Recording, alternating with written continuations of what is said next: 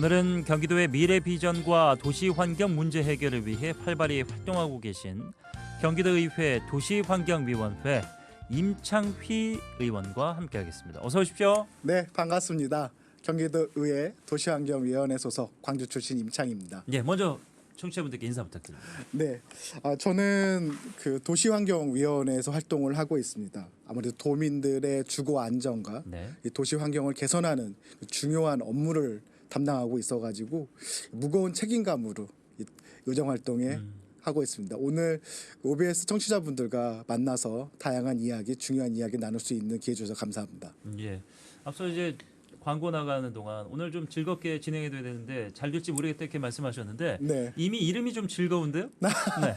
휘자가 들어가는 이름은 휘성 이후에 오랜만에 보는 것 같아요. 맞습니다. 네. 사실 휘자가 들어간 이름이 많지 않죠. 그러니까요. 어떤 의미를 담고 있습니까, 이름에? 아버지가 지어주신 이름이신데요. 네. 그 휘날릴 휘자입니다.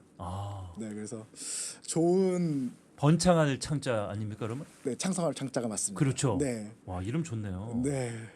창휘. 네. 발음하기도 좋고. 고맙습니다. 인상도 좋으시고. 네. 오늘 뭐 잘 풀릴 것 같습니다, 방송이. 네, 고맙습니다. 잘 풀려야 되는데 오늘 좀 힘든 날이에요. 오늘 행정사무감사 저희 이제 시작하려고 안내해드렸는데 네. 최근에 굉장히 바쁘셨겠습니다. 맞습니다. 사실 행정사무감사는 올해 1년 동안의 의정 활동을 이제 결산하고 또 내년을 준비하는 가장 바쁘기도 하고 중요한 시기입니다. 네. 특히 저희 그 도시환경위원회는 그 도시와 환경, 수자원을 관리하는 그 업무를 하고 있기 때문에 매우 중요하다고 할 수 있습니다. 그래서 지난 1년 동안 그 올바르게 경기도정이 올바른 정책을 수행했는지, 그리고 세금의 낭비는 없었는지, 그리고 내년에 개선해야 될 것은 무엇인지를 찾아가지고 도민의 삶을 더 풍요롭게, 더 풍족하게 만들려 노력하고 있습니다.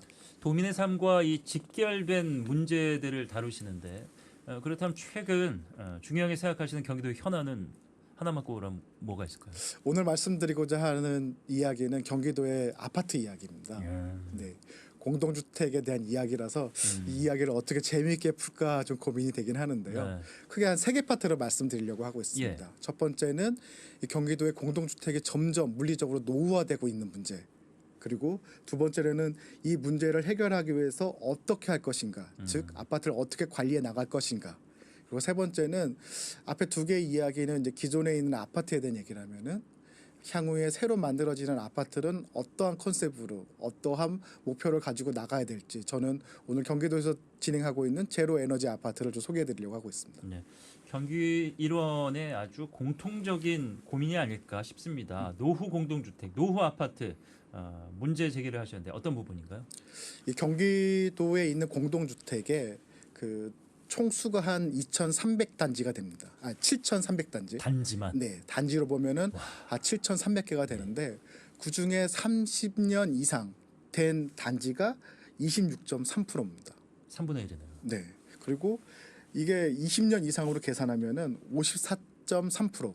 그러니까 다시 말해서 현재 단지 중에서 4개 중에 한 곳은 이미 30년이 됐고 10년 후에는 2개 중에 하나는 30년 이상이 되는 단지가 되는 겁니다. 그래서 그러한 문제를 어떻게 가장 우리 도시에 영향을 주지 않으면서 주거의 환경도 개선하고 도시의 경쟁력을 높일 것인가가 사실 오늘 드리고자 하는 이야기의 주요 내용입니다. 네. 근데 그게 이제 산술적으로만 말씀하셨지 지어진 연도가 1년 단위로 세워진 게 아니잖아요. 그러니까 노후주택이 1년 단위로 추가되는 게 아니고 어느 시점에 몽청 지어졌다면 그 주택들이 다 몇 년 후엔 그냥 거기 포함되는 거 아니에요? 맞습니다. 특히나 경기도는 1기 신도시, 2기 신도시화처럼 신도시 컨셉으로 대량 공급을 주택을 공급했기 때문에 그 시기에 맞춰서 대량의 노후 공동주택의 문제를 받아들일 수밖에 없는 문제. 그러니까 문제가 생기면 한 방에 많이 생긴다는 그렇습니다. 거죠. 대처되기가 안 된다는 거죠. 그렇죠. 그 부분에 대해서 철저하게 대비를 해야 되는 거죠. 예, 생각보다 이거 심각한 문제입니다. 그 안에 칸칸이 사람이 살고 있기 때문에 이게 심각한 문제인 거죠. 맞습니다. 이 건물의 노후화와 함께 거주민의 고령화도 뭐 당연히 따라가는 문제일 것 같습니다. 네, 저는 그 광주에 있는 태전지구에 지금 거주하고 있는데요. 태전지구와 고산지구는 특이하게 25년 전부터 꾸준히 주택이 공급되면서 현재까지 공급되고 있습니다. 근데 제가 살고 있는 아파트는 이제 25년 된 아파트인데 어떤 문제가 있냐면은 점점 그 25년 동안 거주 주민들의 연령도 올라가면서 고령화 문제가 된 겁니다. 그래서 저희 아파트 단지가 있는 곳에 있는 학교는 아이들 숫자가 줄어들어서 이제 문제가 생기고 반대로 새로 생기는 아파트 쪽에서는 아이들이 너무 과밀돼서 문제가 발생하는 거죠. 아. 바꾸어 보면 이 문제를 그대로 연동해 보면은 오래된 아파트에서는 거기에 거주하시는 분들의 고령화 문제도 결합돼서 저는 이것을 이중 노후화라고 보고 있습니다. 네. 특히나 한 가지 더 말씀드리자면은 이 노후된 아파트들은 90년대 기준에 설계 기준으로 만들어져서 사실 어르신들이 생활하기 굉장히 불편합니다. 그러한 개선이 이제 필요한 거고 또 실질적으로 이 어르신들이 가지고 있는 특히나 한 70% 이상이 1, 2인 가구시기 때문에 예. 이 사회적 고립의 문제, 돌봄의 문제, 그리고 고독사의 문제 등 이게 사회적 문제로 확대될 수도 있습니다. 그래서 그런 문제들을 어떻게 하면은 이 공동주택 내에서 우리가 받아들이냐 이것이 향후에 중요한 주택 정책이 될 거라고 판단하고 있습니다. 예. 통계를 하나 제가 들여다보고 있는데 2024년 작년 기준입니다. 65세 이상 고령자 가구 수가 72%를 넘었습니다. 맞습니다. 또 1인 2인 가구가 대부분이고 75세를 기점으로 이제 신체 기능이 급격하게 떨어지고 이제 아프신 분들이 등장한다고 치면은 이게 아주 이후에 더 어려운 문제로 발전할 수 있는 그런 맞습니다. 상황이 됐습니다. 이 건물의 노후화와 함께 거주민의 고령화, 앞서서 이제 이중 노후화라고 말씀해 주셨는데 결국에는 이걸 어떻게 풀어갈 것이냐 방법론이 중요한데. 맞습니다. 사실은 다양한 그 전문가들과 함께 이 논의를 진행을 해야 됩니다. 네.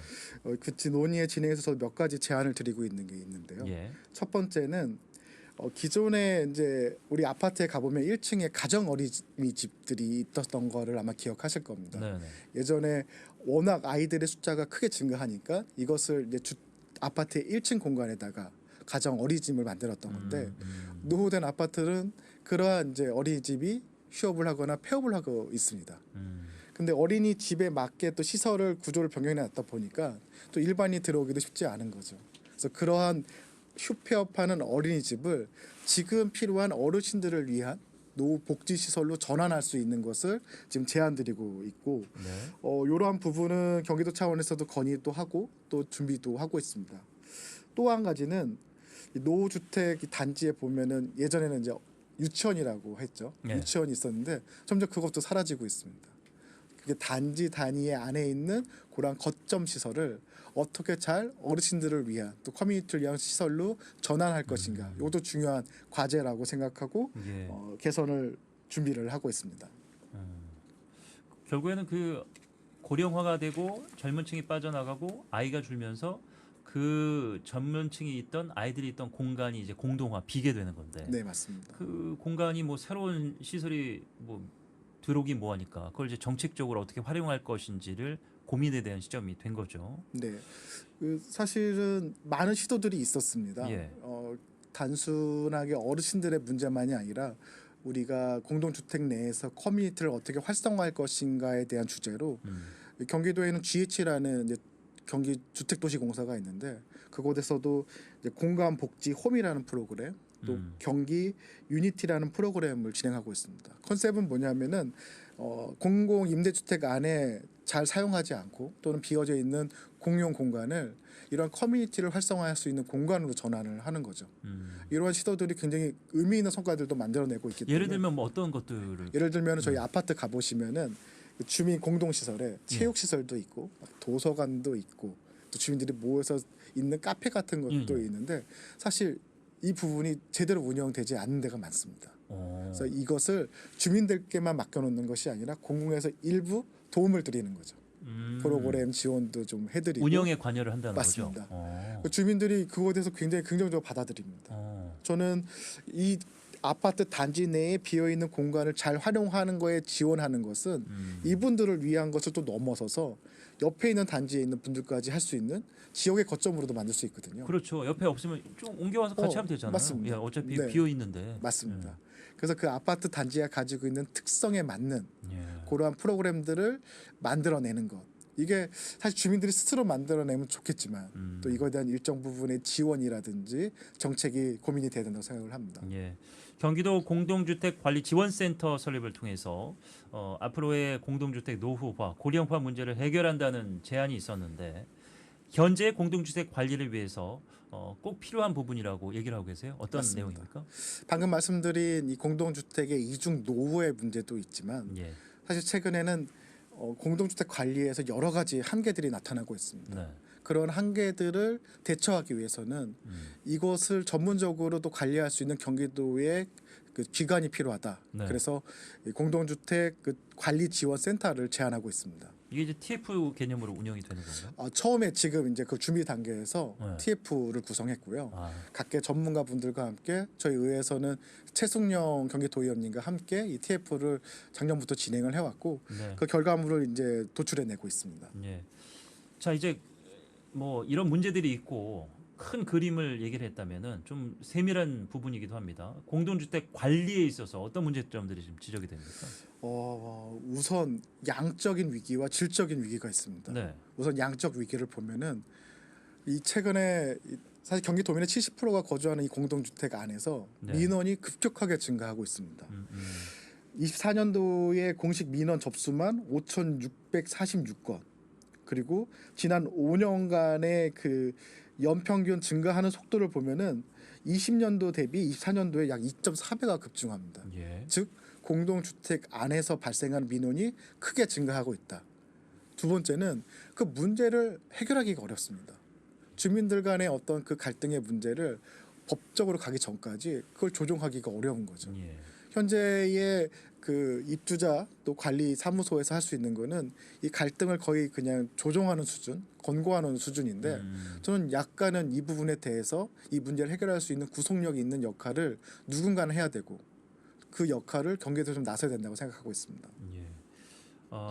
민원이 폭주하는 이유는 뭐 여러 가지겠죠. 그러니까 노후화된 시설과 또 젊은 층이 빠져나가고 좀 분위기 자체도 다운되고 노후화된 주택에서 발생하는 뭐 층간 소음이라든지 여러 가지 이제 마찰이라든지 이런 것들이 이제 민원이 폭증해서 더 이상 자체적으로 해결할 수 없는 상황까지 왔다. 그래서 양적 위기를 말씀해 주셨고 네. 그렇다면 질적 위기는 또 어떤 것들이 있어요? 사실 우리 사회에 좀 변화하기도 한데요. 예. 뭐 아마 청취자분도 다들 알고 계실 겁니다. 공동주택 안에서 내가 옆 이웃을 알지 못하는 것. 그러니까 커뮤니티가 점점 공동체성이 개별화 무너지고 있는 예. 어떻게 보면 그거에 대한 결과죠. 그러기도 하고 또 개인이라든지 생활 양식의 변화도 분명히 변화의 그 변화가 있습니다. 네. 예를 들면은 증가하는 민원들의 내용을 보면은 저희 주요 민원의 한 33%가 주차 문제, 20%가 소음 문제, 또 19%가 흡연 문제입니다. 이처럼 그 전에는 서로가 좀 참아줄 수 있었던 그러한 문제들이 이제는 갈등의 요소로 부각되고 있고 얼마 전에도 언론에서 언급됐던 것처럼 불미스러운 사건들이 일어날 정도로 이 문제에 대한 사회적 관심을 가져야 되는 시점이 된 겁니다. 아 이게 뭐 근데 주차 문제. 뭐 1가구 1주차 넘어서 이제 차 2대인 집도 많고. 네, 그렇다고 뭐 개별 자리를 이름을 써서 되지는 않잖아요 주차장이. 네, 소음 문제. 새로 지은 아파트들도 그 층간 소음이 있는데 오래된 아파트는 오죽하겠습니까? 훨씬 더 심각하죠. 손주들 한번 놀러 와서 좀 뛰면은 밑에서 바로 항의하고 네, 분위기 험악해지고 맞습니다. 가족 간에도 또 그렇고 흡연은 이건 아직도 아파트에 담배를 피는 분이 있군요. 네, 정확하게 말하면 흡연의 인구는 줄어들었는데 그 한 분의 흡연으로 인해서 문제를 제기하는 분들의 숫자가 증가한 거죠. 민감하게 반응하는 시대가 그렇죠. 됐기 때문에. 네. 자 그렇다면은 이 공동주택 관리 지원센터 어떤 역할로 이런 문제들을 해결할 수 있을지. 사실 방금 말씀드린 네. 것처럼 워낙 다양한 이슈들이 있습니다. 예. 그리고 그 역할도 중요한데요. 첫 번째는 이러한 현장에서의 문제점을 적극적으로 대응할 수 있는 조직이 되어야 된다는 것. 네. 그리고 이 분쟁을 조정할 수 있는 그 구속력 있는 역할을 할 수 있는 권한을 확보해야 된다는 게 첫 번째입니다. 이 두 번째는 대부분 입주민들이 문제를 제기했을 때 이걸 어떻게 해결해야 될지 모를 때가 많거든요. 그렇죠. 그래서 그러한 부분에 대해서 전문적인 컨설팅을 할 수 있는 그러니까 네. 물리적 인프라의 변화 그리고 사회적 변화에 대해서 전문적으로 교육하고 컨설팅할 수 있는 기관이 필요하다. 네. 그리고 마지막으로 어쩌면 가장 근본적인 문제일 수도 있습니다. 이 단지 안에서 커뮤니티, 그러니까 이 공동체성을 확장하기 위한 역할. 그러니까 우리 지금 아파트 단지에 있는 관리사무소는 사실 그냥 건물을 물리적으로 관리하는 수준에 멈춰 있거든요. 이 부분을 거기 살고 있는 사람들 공동체성을 키우기 위한 역할로서 네. 전환과 확대가 필요한 겁니다. 그런 역할들을 관리지원센터를 통해서 하려고 좀 검토와 또 제안을 하고 있습니다. 네. 저는 뭐 이제 방송인의 입장에서 보면은 커뮤니티 소통이 가장 중요한 포인트가 아닐까. 앞서는 뭐 얘기했던 뭐 주차, 소음, 흡연 이게 서로 친하면은 좀 해결할 문제거든요. 맞습니다. 주차도 오늘 윗집이 좀 일찍부터 손님이 왔나 보다. 내가 잠깐 밖에 됐다가 뭐 되지 뭐 이렇게 이해할 수도 있는 거고. 밑에 손주들 왔구나. 오늘 밤 좀 시끄럽겠네. 뭐 이렇게 좀 참을 수도 있는 노릇이고. 그렇죠. 담배를 피려다가도 아이고 위에 어르신 몸이 안 좋으신데 안 되겠지. 내가 나가서 흡연구역 펴야지. 이렇게 될 수 있는데 맞습니다. 서로 모르기 때문에 네. 그냥 뭐 내 마음대로 하지 뭐 뭐야 뭐라 그러는 거 막 이렇게 하다 보니까 싸움으로 그냥 번지는 거죠. 맞습니다. 자 주제 세 번째로 이제 넘어가 보도록 할 텐데 새로 짓는 아파트 에너지 관련 문제입니다.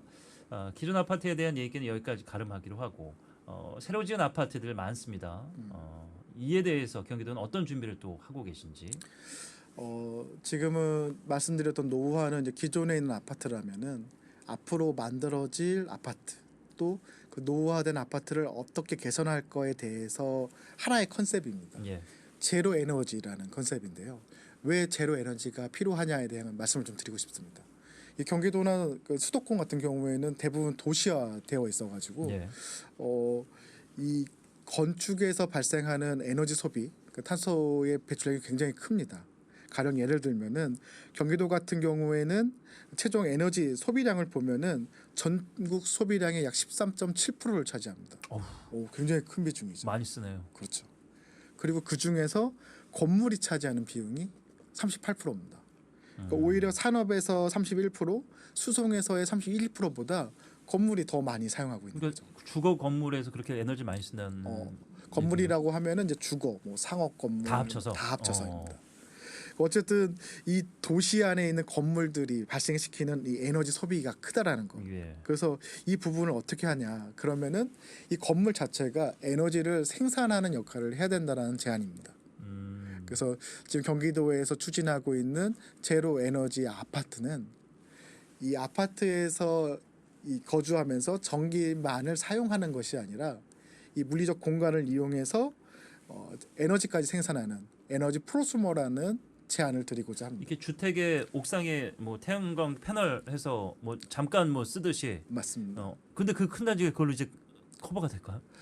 그래서 옥상에 대부분 아마 표준 모델 한다고 하면은 옥상에 까는 것만 말씀하실 그러니까 텐데 저희는 그것만 생각합니다. 네, 여러 가지 대안들이 있습니다. 저희가 지금 제안하고 있는 것 중에 하나는 벽면을 이용하는 건데요. 네. 아파트는 이제 고층이니까 벽이 넓으니까 맞습니다. 옥상보다 그렇죠. 그 벽면에 어떤 요소가 있냐면은 예를 들면은 저희가 발코니 앞에 이제 태양광 패널을 설치하는데 네. 지금은 그냥 패널 하나를 발코니에 걸어놓는 수준이거든요. 예. 근데 그런 것이 아니라 초기에 아파트를 설계할 때부터 그 발코니 전체를 마치 타일 붙이듯이 태양광 그렇죠. 패널을 아예 벽면에 전체를 붙일 수 있다. 네, 사실은 그게 두 가지로 나눠지는데요. 예. 이 전문적으로는 BAPV랑 BIPV로 나눠집니다. 예. 방금 말씀하신 벽면에 수직으로 붙이는 거는 이제 건물 일체형, 그래서 BIPV라고 하고요. 제가 먼저 말씀드리고자 하는 거는 발코니에 현재 이제 45도라든지 30도 각도로 붙이는 이건 BAPV라고 해서 부착형이라고 합니다. 예. 저는 내 부착형을 우선적으로 말씀드린 이유가 뭐냐면은 현재 발코니 이 난간을 활용할 수 있다라는 점, 그리고 그게 그 설계만 잘 되면은 건물의 미관상으로도 의미가 있다라는 것, 그리고 또 기능적으로도 이게 아래 세대의 차광막 역할도 할 수 있고요. 예. 또 우리 비 올 때 보면 창문으로 비가 들이치지 않게 이렇게 가림막을 만드는데 그러한 기능도 수용할 수가 있습니다. 즉 태양광의 설계, 그러니까 태양광을 통한 에너지 생산과뿐만 아니라 심미적인 부분, 그러니까 디자인적 요소, 그리고 아래 세대에도 그냥 불편한 것이 아니라 햇빛 차광막과 빗물 가리개의 역할을 동시에 할 수 있다. 그래서 이 부분을 적극적으로 이 표준 모델에 넣자라고 지금 제안을 하고 있습니다. 아니 저도 뭐 굉장히 동의하는 내용이고 실용적이다, 대안이 될 수 있다라고 생각하는데 근데 문제는 이게 이제 아니잖아요. 네. 아파트라는 것이 개인 소유의 자산이고 음. 또 아파트의 브랜드를 따져서 막 요즘에는 그 뭐 계층도 나오는 이런 세대인데 맞습니다. 그런 것들이 있으면은 아니 뭐 우리 아파트 괜히 못 사는 것처럼 보이는 거 아니야? 미관성 별로인 거 아니야? 우리는 저 뭐 특정 색깔이나 디자인 하고 싶은데 저거 너무 투박하잖아 뭐 이런 아니면 운영하는 과정에서도 그거 뭐 우리 불편해서 하겠어. 그러니까 여러 가지 장벽들이 있을 것 같아서 맞습니다. 그럼 어떻게 해결이 될지. 그 문제가 가장 어렵습니다. 예. 도민들의 인식을 전환시키는 일이거든요. 근데 우리가 과거를 돌이켜 보면은 처음 아파트가 나왔을 때 네. 모든 사람들이 그렇게 말을 했습니다. 아니 저렇게 닭장 같은 곳에서 어떻게 사람이 살 수 있어? 예. 저런 곳에 사는 것은 내가 단독주택에 사는 거랑 인간적인 삶이 아니야. 비교할 수도 그런 없어. 시절이 있었죠. 근데 네. 지금은 아파트가 경기 도민의 70%가 거주하고 대한민국 대세 주택 그렇죠. 이죠. 네. 가격 차이도 날 정도로 선호를 하는 주택이거든요. 또 예전에 처음 엘리베이터가 나왔을 때 고층 건물이 만들어지면서 사람들이 그런 말도 했습니다. 저걸 누가 이용하겠어? 굳이 왜 저렇게 건물을 져? 라는 의문을 가졌었지만 지금은 엘리베이터 없는 건물이 없을 정도로 확장되지 않았습니까? 저는 이 에너지라는 측면에서도 그러한 우리의 관점이 필요하고 전환이 필요하다고 생각을 하고 있는데 예. 현재 포준 모델을 분양주택, 다시 말해서 내 소유로 사는 아파트에 바로 적용하기 쉽지는 않습니다. 예. 그래서 지금 GH와 함께 공공임대주택, 공공임대 아파트, 그러니까 공공이 소유하는 이 아파트에 우선적으로 한번 적용해서 이 부분이 가지고 있는 이점과 그리고 문제점을 시민들께 말씀드리고 소통하면서 개선해 나가자라고 전략을 세우고 있습니다. 제로 아파트의 필요성은 뭐 이제 들으신 분들 많이 공감하실 것 같고 좋은 생각이다. 그간 뭐 외관이나 어떤 뭐 브랜드가 무슨 의미가 있어? 그 실용성과 경제적인 능력이 그렇게 뛰어난데 이렇게 얘기하실 수도 있을 것 같습니다. 행정적인 규제 부분은 그렇다면은 어떻게 들여다볼 수 있을지 뭐 이렇게 경쟁력이 떨어진다거나 행정적으로 통과하기 난해한 구간이 있다거나 뭐 이런 건 없습니다. 맞습니다. 이게 아마 한 번에 표준 모델을 제시하고 끝나보면은 시장에서는 매우 경직된 규제로 인식할 수가 있습니다. 그러니까요. 근데 그 규제가 아니라 이것이 그러니까 건물이 진화하는데 건물이 발전하는데 어떤 나침반 역할을 해야 된다고 생각을 합니다. 그래서 지금 제안하는 것 중에 하나는 저희가 스마트폰을 보면은 매년 개선되는 그런 기술들이 적용돼서 1년에 한 번씩 신모델이 나오지 않습니까? 근데 더 이상 뭐 기술 발전을 체감할 수 없을 정도로 이제 뭐 이걸 우리가 쓰나 뭐 이 정도로 발전을 하긴 했어요. 예. 맞습니다. 그것처럼 이 개발 기술이 급격하게 증가할 때에는 한 번에 결정되는 것이 아니라 이 제로 에너지 아파트도 매년 새로운 기술들을 적용하고 가장 합리적이고 효율적인 모델들을 만들어내는 것. 예. 그걸 공공에서 좀 제시해줘야 된다고 생각을 하고 있습니다. 네. 오늘 뭐 아파트와 관련한 다양한 현안들 그리고 미래 비전들 행정적인 부분들 제가 이게 준비된 원고랑 좀 순서도 바꿔가면서 진행했는데 굉장히 숙지가 잘 돼 있다. 네, 뭐 제가 평가한 건 아닙니다만 고맙습니다. 대처 능력이나 그러니까 그만큼 이제 많이 관심을 갖고 네. 준비를 잘 하고 계시다 이런 생각이 듭니다. 어느 정도 오늘 저희가 이제 아파트 얘기 여기서 가름을 해야 될 것 같고 경기도민을 대표하는 의원으로서 다양한 의정 활동을 이제 펼치고 계신데 계획 청취자분들께 인사 말씀 더불어서 같이 해주시죠. 제가 이제 도시환경위원회의 소속이고 예. 또 광주 출신이다 보니까 경기도 의정에서의 이제 수도권의 규제 개선 그리고 향후 경기도의 미래 성장 경쟁력을 확보하기 위한 첨단 산업과 자족성의 확보를 주요 아젠다를 가지고 의정 활동을 하고 있습니다. 예. 오늘 또 말씀드린 것처럼 이중 노후화로 인한 낡은 아파트의 문제 그리고 제로 아파트처럼 미래의 방향성에 대해서 제시할 수 있는 의정 활동을 하기 위해 노력하고 있고요. 지속적으로 더 열심히 도민들과 함께 더 의미 있는 활동할 수 있도록 노력하도록 하겠습니다. 예. 이른만큼이나 아주 그 앞날에 대한 기대감이 커지는 그런 의원님 모시고 오늘 흥미로운 얘기 나눴습니다. 오늘 여기까지 듣겠습니다. 고맙습니다. 네, 감사합니다. 예. 지금까지 의정 포커스 임창휘 경기도의회 의원과 함께했습니다.